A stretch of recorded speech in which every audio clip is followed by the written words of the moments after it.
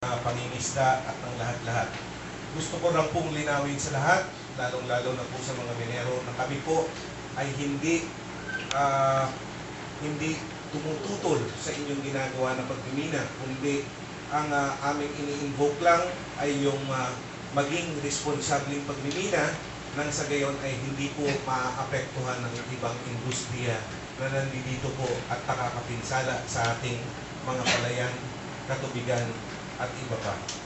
Okay, sisimulan po natin ang ating presentation doon po sa litrato ng mga awards na nakuha ng ating Wacon Lake na sunod-sunod na taon na nagkaroon po ng napakaraming awards dahil siya ang pinakamagandang lawak dito po sa buong Central Luzon.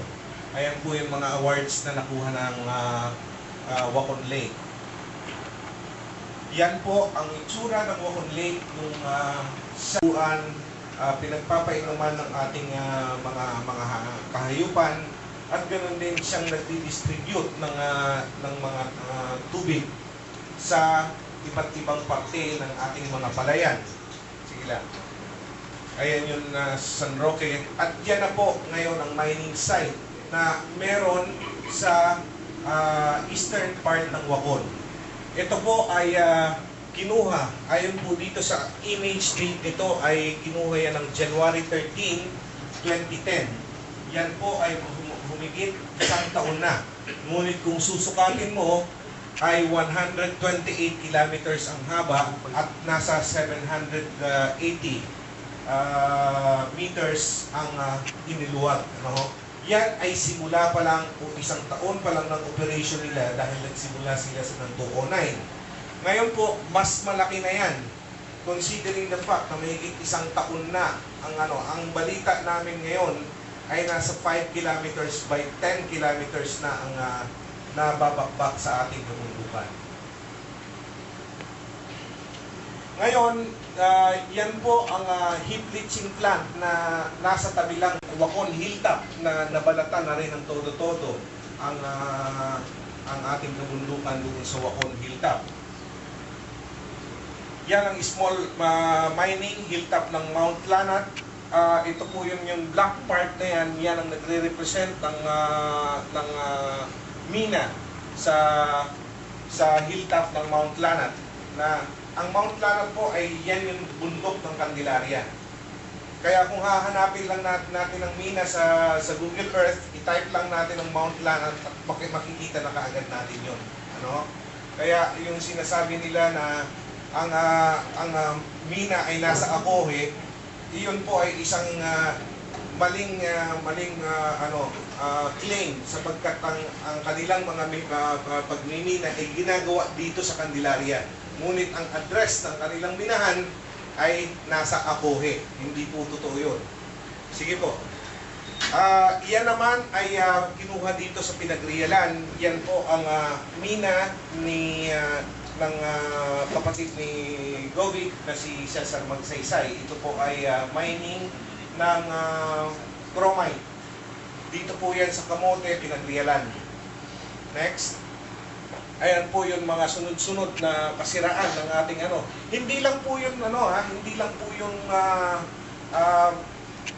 binabalatan ng ating kabundukan, Dahil sa pagpunta po dyan sa mga minang yan, kailangan nilang gumawa ng daan at takakasagasa sila ng mga maraming puno. At libo-libo pong board feet ang kailangan nilang pabagsakin para po sila makarating sa mga lugar na yan. So, hindi lang pala pagbabalat ng mga mina, kung hindi kailangan din po nilang pumutol ng kahoy na hindi may iiwasan para lang makarating doon sa kanilang mga mining site. Ayan pa po ang isa sa lugar ng bundok ng Candelaria na malaki din ang kinuha nila. Ito ay hindi natin alam kung kanino. Maari po itong legal na meron silang permit ng small scale, o maari din namang illegal since meron naman tayong mga nababalitaan na meron pong mga dalawang tao na na na-identify na ang kanilang permit ay yung kanilang mukha lamang. Malupit po yun. Ano?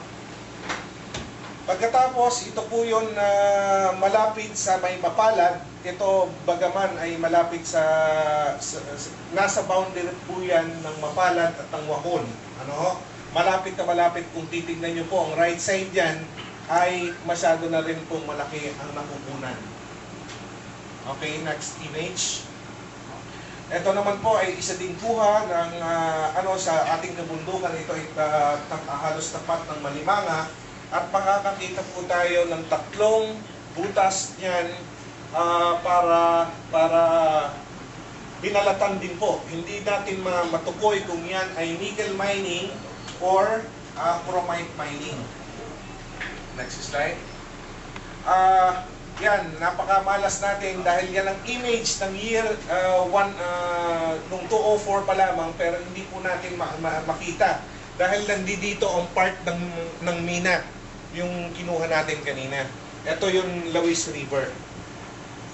Pero noon kulay green siya at medyo masigla pa ang ating kabundukan. Yan po ang medyo mas mataas na elevation na makikita yung mga iba't ibang mga mining sites na malapit dito sa ating ilog ng Lawis. Next image please. Ngayon, nagtataka tayo, ano po ba ang dahilan kung bakit pumupula? Saan ba yan nanggagaling?